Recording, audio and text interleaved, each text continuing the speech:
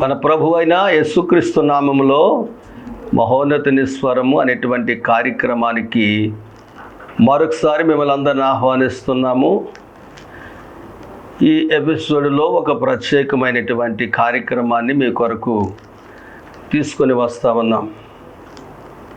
పెద్దలు దేవుని నమ్మి విశ్వాసంలో ముందుకు సాగుతూ అనేక మందికి దీవెనకరంగా ప్రార్థనా పరులుగా ఉంటున్నటువంటి కిలార్నెట్ ప్రాధాన్యత ఆ ఇన్స్ట్రుమెంట్స్ వాయించే విషయంలో ఎంతో శ్రద్ధ కలిగినటువంటి వ్యక్తులు కొల్లూరు బెనర్జీ గారు, దైవజనులు నతానియేలై గారు, వారి యొక్క శిష్యులుగా వారి సంఘములో ఎదుగుతూ వారు ప్లే చేసేటువంటి ఆ కిలార్నెట్, ఆ సంగీత పరికరాన్ని దేవుని కొరకు ఉపయోగిస్తూ సంఘాలలో దైవజనుల మధ్య కూడా ఎంతో ఆత్మీయతను ఆ ఇన్స్ట్రుమెంట్స్ ద్వారా పంచుతున్నటువంటి వారు ఈరోజు మన మధ్య ఉండటం, అది మనము కూడా వినటం మనకి ఎంతో ఆశీర్వాదం.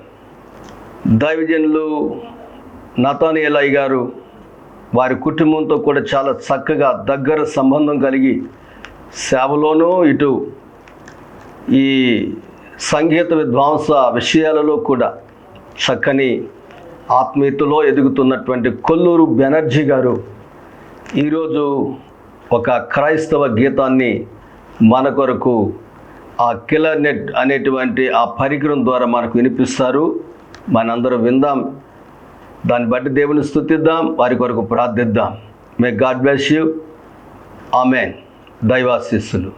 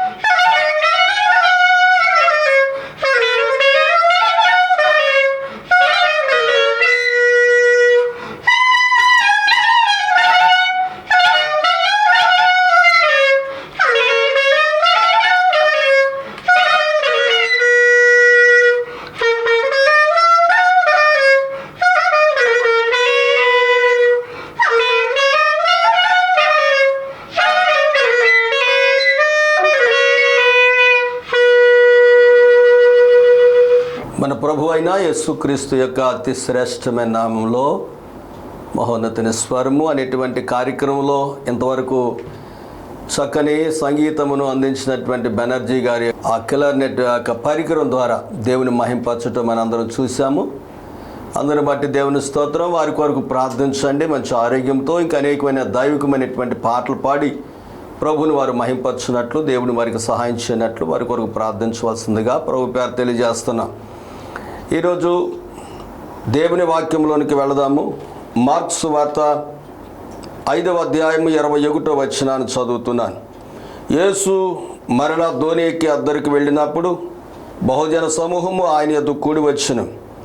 ఆయన సముద్ర తీరమున నుండగా సమాజ మందిరపు అధికారుల్లో యాయీరు అను ఒకడు వచ్చి ఆయనను చూచి ఆయన పాదముల మీద పడి, నా చిన్న కుమార్తె చావనయ్యున్నది, అది బాగుపడి బ్రతుకున్నట్లు నీవు వచ్చి దాని మీద నీ చేతులుంచవలనని ఆయనను మిగుల బతిమాలు కొనగా ఆయన అతనితో కూడా వెళ్ళెను.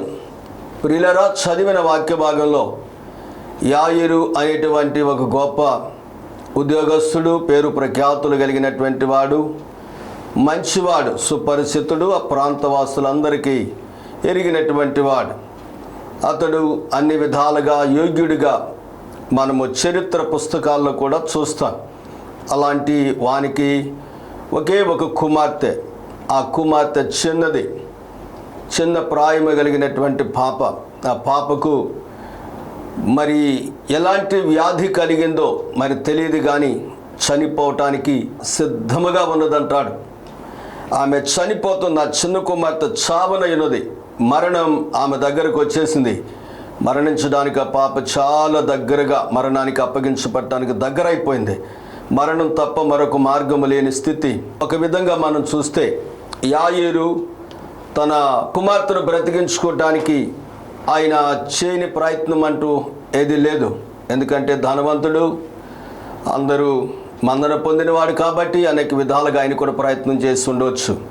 కానీ మరణము ఆమెను తీసుకుని వెళ్లకుండా ఆపటానికి ఎవరి వలన కాలేకపోయింది. చివరకు ఆయన యేసు అనేటువంటి ఆయన దగ్గరకు వస్తే యేసు ప్రభు మాత్రమే ఈ కార్యము చేయగలడని విశ్వసించి యేసు ప్రభు దగ్గరకు వచ్చి ఆయన అడుగుతున్నాడు. చూడండి, కొన్ని విషయాలు ఇక్కడ మనం గమనిద్దాం. ఆయన యేసుని చూచి అంటాడు. రెండవది, ఆయన పాదముల మీద పడి, యేసును చూచి ఆయన పాదముల మీద పడి ఆయన మాట్లాడుతున్న మాట ఏంటంటే, నా చిన్న కుమార్తె చావనయ్యున్నది. ఈ దినాలలో మనము గమనించవలసినటువంటి సంగతులు బైబిల్లో చాలా ఉన్నాయి. ఈ అంత్య దినాల్లో మరి చిన్నది అనగానే మనకు చిన్నది బైబిల్లో ఆ బల్లి కనిపిస్తుంది. బల్లి గురించి దేవుడు మాట్లాడుతుంటాడు. అది చిన్నదే కావచ్చును కానీ రాజుల గృహములో ఉంటుందంటాడు. అలాగే చీమలు చిన్నవే కావచ్చును కానీ వాటికి రాజు లేకపోయినా చక్కగా ప్రయాణం చేస్తాయి. వేసవికాలం ముందు అవి కూర్చుకుంటాయి, వర్షాకాలం ముందు ఆహారాన్ని తీసుకుంటాయని వాటి గురించి చెప్తాడు. అలాగనే నాలుగు కూడా చిన్నదే అంటాడు, కానీ అది బహుగా అదిరి పడుతుందని దేవుడు మనకు తెలియజేస్తాడు. ఇలాగ చిన్నవన్నీ కూడా మరి ఆ పాత నిబంధన కాలంలో మనం చూసినప్పుడు ఆ నయమాను అనేటువంటి ఒక వ్యక్తి ఇజ్రాయెల్ దేశం మీద యుద్ధానికి వెళ్ళి అక్కడి నుంచి ఒక చిన్నదాన్ని పట్టుకెళ్ళిపోతాడు. ఆయనకు అది పరిచారం చేస్తూ ఉన్నప్పుడు ఆయనకు ఉండేటువంటి వ్యాధిని చూసి ఆ చిన్నది తన యజమానురాలతో మాట్లాడుతుంది. మా దేశంలో ఒక దైవజనుడు ఉన్నాడు, ఆయన పేరు ఎలీషా. మా యజమానుడు అక్కడికి వెళితే మంచిది, ఆయన ప్రార్థించి బాగు చేస్తాడని చెప్తుంది అనమాట. అట్లాగే ఆ కార్యాన్ని చూసినటువంటి అద్భుతమైనటువంటి సాక్ష్యం అక్కడ నయమాను చూస్తాడు. అట్లాగే ఈరోజు కూడా మనము ఈ చిన్న వాటి విషయమై మనం బైబిల్లో పరిశీలన చేస్తున్నప్పుడు చాలా చాలా చాలా చిన్నవి పెద్ద పెద్ద పనులు చేసినట్లుగా, చాలా చిన్నవి మానవ జీవితాన్ని పతనంలోకి తీసుకెళ్ళినట్లుగా మనము చూస్తూ ఉంటాం. ఈరోజు మనము నేర్చుకోవాల్సిన సంగతి ఏంటి వాక్యములో నుండి అంటే, దేవుని పిల్లారా, ఒకప్పుడు మనము దేవునిలో చాలా పెద్దగా ఎదిగిన వారమే, దేవునిలో చాలా ఉత్సాహంగా ఉండేటువంటి వారమే, దేవుల్లో చాలా సుదీర్ఘ ప్రార్థనలు కలిగినటువంటి వారమే, చాలా ఉజ్జీవంగా ఒకప్పుడు ఉన్నటువంటి వారమే. మన విశ్వాసము ఎంత ఎత్తుగా, ఎంత బలముగా, దృఢముగా ఉండేదో ఒకప్పుడు మనం వాక్య విషయంలో ఎంత శ్రద్ధ కలిగి వాక్యాన్ని ఎంతగా చదివేవారమో, వినేవారమో, వాక్యం వరకు ఎంతగా పరిగెత్తేవారమో అంతంత స్థితులు కలిగినటువంటి మనం రాగా ఏమైపోయిందంటే మన విశ్వాసము చిన్నదైపోతుంది, మన ప్రార్థన చిన్నదైపోతుంది, మన నిరీక్షణ చిన్నదైపోతుంది. అంతేకాకుండా మన యొక్క వాక్య బలం కూడా చిన్నదైపోతుంది, మన యొక్క ఆసక్తి చిన్నదైపోతుంది, దేవునితో మనకు కలిగినటువంటి సహవాసం కూడా చిన్నదైపోతుంది. చిన్నదైపోయిన తర్వాత అది ఏమైపోతుందంటే చనిపోవటానికి సిద్ధంగా ఉంది. యేసు ప్రభు వారు రాకడ దినాల్లో మనం ఉన్నాము కాబట్టి యేసు ప్రభు వారు ఒక మాట చెప్తాడు, ఏంటంటే నేను వచ్చినప్పుడు విశ్వాసులలో విశ్వాసమును కనుగొందునా అంటాడు ఆయన. నేను విశ్వాసులలో విశ్వాసాన్ని కనుగొందునా. ఎందుకని ఆ మాట అన్నాడు ఆయన అంటే మన విశ్వాసం సన్నగిల్లిపోతుంది. ఒకప్పుడు చాలా మండేవారం, ఒకప్పుడు చాలా ఎదిగినటువంటి వారం, సమస్తము విషయాలలో కూడా మనము చాలా డల్ అయిపోతున్నాం, బలహీనమైపోతున్నాం. అనేకమైన లోక సంబంధమైన పరిస్థితుల వలన కావచ్చు, లేదు ఆర్థికపరమైన విషయాలలో ఇబ్బందులు కావచ్చు, లేదు సంఘములో ఉండేటువంటి పరిస్థితుల మూలంగా అయినా కావచ్చు, లేదు నీ అనారోగ్య విషయంలోనైనా కావచ్చు. ఏ విధము చేతనైనానో నువ్వు ప్రార్థన జీవితాన్ని చిన్నదిగా చేసేసుకున్నావేమో, లేదు నీ విశ్వాస జీవితం చిన్నగా అయిపోయిందేమో, లేదు నీ యొక్క ప్రార్థన జీవితం చిన్నగా అయిపోయిందేమో, లేదు నీ నిరీక్షణ చిన్నదైపోయిందేమో. ఒకవేళ అలాగా చిన్నదైపోతే జరిగే పరిణామం ఏంటంటే నీవు మరణానికి అనగా నరకమునకు దగ్గరగా ఉన్నావని గుర్తుపెట్టుకోవాలి. మరణం అంటే మనకు తెలుసు, క్రైస్తవుడు 2 సార్లు పుడతాడు, ఒక్కసారి మాత్రమే చనిపోతాడు. అనగా ఒకటి తల్లి గర్భంలోంచి పుడతాడు, రెండవది మనము బాప్తిస్మం ద్వారా, మారు మనసు ద్వారా క్రీస్తులో పుడతాం. 2 జననాలు మనకు క్రైస్తవులకి. మరణం అంటే బాహ్యంగా మాత్రమే మనము మరణిస్తాము, ఆధ్యాత్మికంగా ప్రభులో మనం జీవిస్తూ ఉంటాం. అలాగే యేసు ప్రభుని ఎరగనటువంటి వారికైతే వాళ్ళకి ఒకే జననము, 2 మరణాలు వారు కలిగి ఉంటారు. అంటే తల్లి గర్భంలోంచి మాత్రమే వాళ్ళు పుడతారు. ఒకటి ఫస్ట్ మరణం ఏంటంటే బాహ్య మరణం, రెండవ మరణం ఏంటంటే నిత్య నరకాగ్ని గుండంలోనికి వాళ్ళు వెళ్ళిపోయే ప్రమాదం ఉంది. కాబట్టి మరణము అనేది మానవునికి చాలా దగ్గరగా ఉంది. మనం ఎప్పుడు లేఖనాలు చూస్తూ ఉంటాం. ఏంటంటే నిద్రపోని 3 ఉన్నాయి. ఒకటి దేవుడు నిద్రపోవడం, 2 నిన్ను తరుముతున్నటువంటి నాశనము నిద్రపోదంట, 3వది మరణం కూడా నిద్రపోద్దాం. కాబట్టి ఈ 3 నిన్ను వెంటాడుతూనే ఉన్నాయి. దేని వైపు నువ్వు మొగ్గు చూపుతావో వారు నిన్ను స్వాధీనం చేసుకునేటువంటి అవకాశము ఉంది. కాబట్టి నువ్వు దేవుని దగ్గర ఉంటే నీ విశ్వాసము చాలా పెద్దదిగా ఉండాలి. నీవు దేవుని దగ్గర ఉంటే నీ ప్రార్థన జీవితం పెద్దదిగా ఉండాలి. నీవు దేవుని దగ్గర ఉంటే, దేవునితో ఉంటే ఆయన సహవాసములోనే నీవు ఎక్కువగా సాగాలి, సమయం ఎక్కువ గడపాలి. అలాగనే యేసుతో, దేవునితో నీవు ఉండినట్లయితే నీ యొక్క వాక్య అనుభవం, వాక్య జీవితం పెద్దదిగా ఉండాలి. నువ్వు దేవునితో ఉన్నట్లయితే నీ నిరీక్షణ పెద్దదై ఉండాలి. నువ్వు దేవునితో ఉన్నట్లయితే ఆధ్యాత్మిక జీవితంలో చాలా బలముగాను దృఢముగా ఉండవలసినటువంటి అవసరత ఎంతైనా ఉంది. వాటిలో నువ్వు ఎక్కడ తగ్గావో దయచేసి గమనించి అక్కడ నువ్వేం చేయాలంటే యేసుని చూడాలి. దేవునికి స్తోత్రం కలుగునుగాక. యాయీరు యేసును చూచినట్లుగా నీవు యేసుని చూడాలి. రెండవది ఆయన చేస్తున్న పని యాయీరు ఏంటంటే ఆయన పాదాల మీద పడిపోయాడు. నీవు కూడా యేసు పాదాల మీద పడిపోవాలి. యేసుని చూడు, లోకాన్ని కాదు చూడవలసింది. లోకములో దేనిని చూసి నువ్వు దెబ్బతిన్నావో, దేన్ని చూసి నువ్వు మరణావస్థకు వెళుతున్నావో, దేన్ని చూసి నువ్వు పడిపోయావో, దేన్ని చూసి నువ్వు కృంగిపోయావో, దేన్ని చూసి దేవునికి దూరం అయిపోయావో, దేన్ని బట్టి నీ విశ్వాస జీవితం జారిపోయిందో, కూలిపోయిందో వాటన్నిటిని బంద్ చేసి ఇప్పుడు యేసు వైపు చూడటం నువ్వు మొదలు పెట్టాలి. యేసు ప్రభుని చూచినంతసేపు పేతురు నీళ్ల మీద నడిచాడు. సామాన్యమైన విషయమేమి కాదది.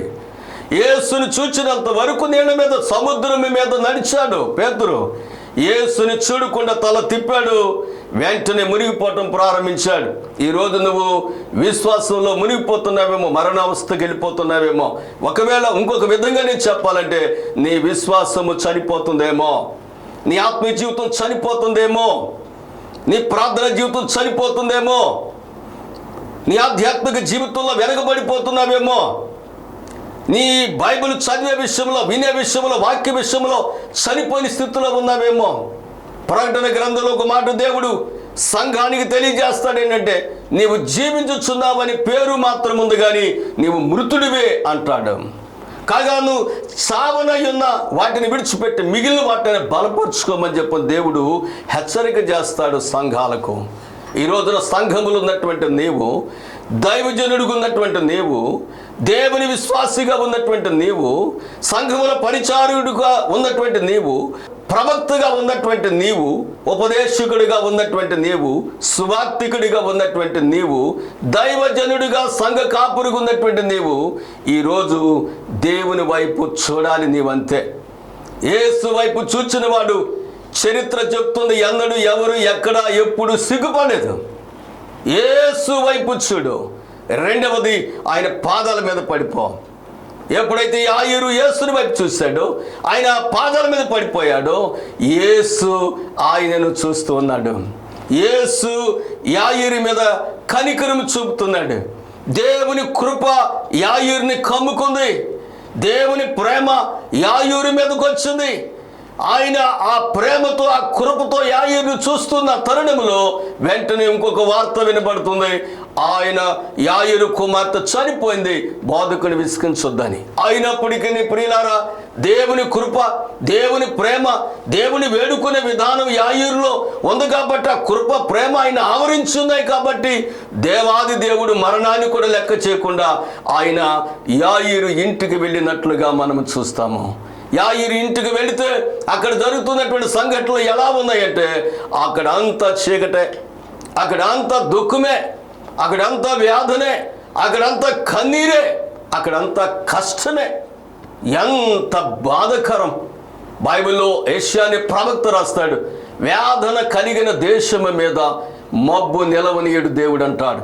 దేవుని దగ్గరకు వస్తే నీ వేదన, నీ కష్టం, నీ కన్నీరు, నీ చీకటి, నీ సమస్య, నీ బాధలు అన్నీ కూడా యేసు తీసివేసి వాటికి భిన్నంగా చీకటికి బదులు వెలుగును, శాపానికి బదులు ఆశీర్వాదమును, దుఃఖానికి బదులు సంతోషమును, కీడుకు బదులు మేలును దేవుడు సమృద్ధిగా నీకు దయచేస్తాడు. ఏ గ్రామం అయితే, ఏ ఇల్లు అయితే, ఏ ప్రాంతం అయితే చీకటి కమ్ముకుందో, అలుముకుందో, అల్లాడిపోతుందో, అలాంటి ప్రాంతాన్ని దేవుడు దీవెనకరముగా మార్చేస్తాడు. బైబిల్ చెప్పిన సత్యం ఏంటంటే, యేసు అక్కడికి వెళ్ళును. ప్రియులారా, ఈరోజు నువ్వు ఎక్కడ చిన్నబడిపోయావో, ఎక్కడ మరణానికి అప్పగించబడుతున్నావో, ఎక్కడ నలకొట్టబడుతున్నావో, దయచేసి యేసు వైపు చూసి ఆయన పాదాలు పట్టుకుంటే యేసు నీతో కూడా వస్తాడు. మనిషి కాదు ఆయన, దేవాది దేవుడు, సర్వశక్తిమంతుడు, పరిశుద్ధుడు, ప్రార్థన ఆలకించేవాడు, లోకములో ఉన్న ప్రతి ఒక్కరిని కూడా సమానమైన ప్రేమతో ప్రేమించుచున్నటువంటి పరిశుద్ధుడైన దేవుడు ఆయన నీతో కూడా రావటానికి ఇష్టపడుతున్నాడు. యాయీరుతో కూడా వెళ్ళాడు. యాయీరు కుమార్తెను బ్రతికించాడు. యాయీరు కుమార్తెను లేపాడు. ఆ చిన్నది బ్రతికింది. ఈరోజు నీ విశ్వాసాన్ని బ్రతికించడానికి యేసు నీతో కూడా రాబోతున్నాడు. నీ ప్రార్థన జీవితాన్ని బ్రతికించడానికి యేసు నీతో కూడా రాబోతున్నాడు. నీ ఆత్మీయ జీవితాన్ని బ్రతికించడానికి యేసు నీ ఇంటికి రాబోతున్నాడు. యేసు నీ ఇంటికి వచ్చి నీలో చనిపోతున్న ప్రతి దానిని కూడా ఆయన బ్రతికించబోతున్నాడు. ఆయన వర్ధిల్ల చేయబోతున్నాడు. వేదన కలిగి ఉన్నావా, దుఃఖం కలిగి ఉన్నావా, సోదరి సోదరుడా, ఏ వేదన పెట్టుకోవద్దో నీ కొరకు దీవెనలు ఇవ్వటానికి నిన్ను సంతోషపరచడానికి, నిన్ను ఆశీర్వదించడానికి యేసు ఉన్నాడు. దేవునికి స్తోత్రం కలుగునుగాక.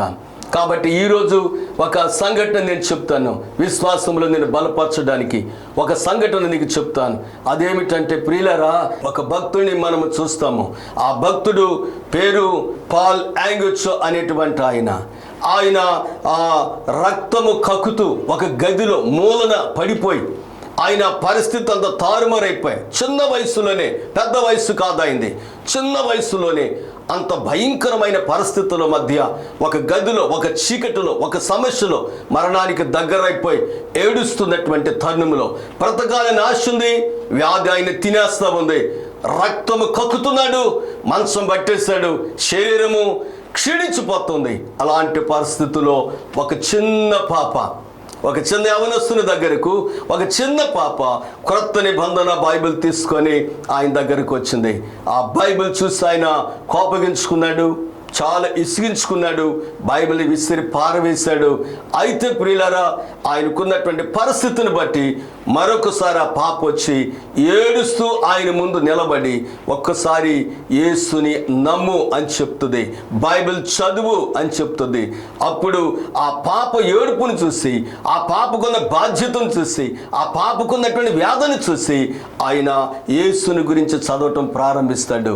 ఎప్పుడైతే యేసుని గురించి చదివాడో పాల్ యాంగుచో అయ్యగారు, దయచేసి ప్రియులారా జాగ్రత్తగా గమనించాలి, ఆయనలో ఉండేటువంటి వ్యాధి పోవునట్లుగా శక్తి గల దేవుడు యేసు ఒక్కడిని గమనించాడు.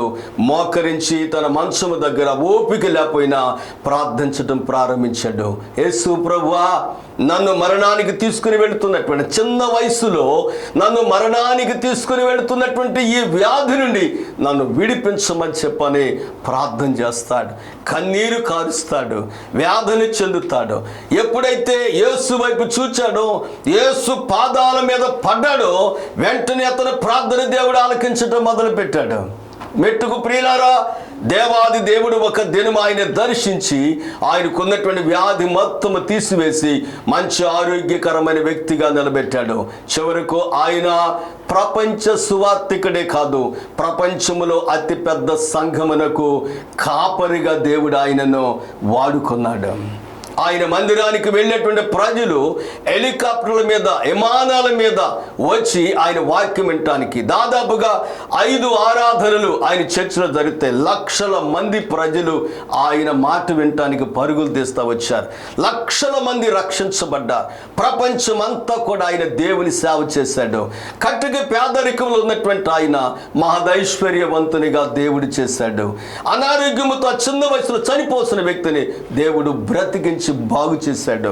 ఈరోజు దేవుని సేవకునిగా మీ ముందు నిలబడి చెప్తున్న ఈ మాట అద్భుతమైనది. ఏంటంటే, నీ కొరకు కూడా దేవుడు రానయ్యున్నాడు నిన్ను బాగు చేయటానికి, నిన్ను దీవించడానికి, నిన్ను హెచ్చించడానికి. ఎక్కడ నువ్వు బలహీనపడి ఉన్నావో ఆ స్థితిలోంచి లేపటానికి. అపోస్తలుడైన పౌలు కూడా ఒక మాట అంటాడు, పూర్వము నేను దూషకుడను, హింసకుడను, హానికరుడను, అలాంటి నన్ను తన కృప ద్వారా కాపాడి రక్షించుకున్నాడు దేవుడు, వాడుకున్నాడు దేవుడు అంటాడు. కాబట్టి నిన్ను కూడా దేవుడు దీవిస్తాడు, నిన్ను కూడా దేవుడు ఆశీర్వదిస్తాడు, నిన్ను కూడా దేవుడు బ్రతికిస్తాడు. నీలో ఉన్న వ్యాధిని దేవుడు తీసివేస్తాడు. ఆ చిన్న దాని కొరకు యాయీరు దేవుని వైపు చూసి ఆయన పాదాల మీద పడ్డాడు. నీలో ఉన్న చిన్న సమస్య కొరకు కూడా దేవుని వైపు నువ్వు చూస్తే దేవాది దేవుడు నీలో ఉన్న సమస్య అంతటిని తీసివేసి నిన్ను ఆశీర్వాదకరంగా మార్చేస్తాడు. దేవుడు మాటలువి, దేవుని కార్యం ఇదంతా కూడా ఆయన వైపు చూడు. May God bless you. దైవాశీస్సులు. ఆమెన్. అందరికీ వందనాలు.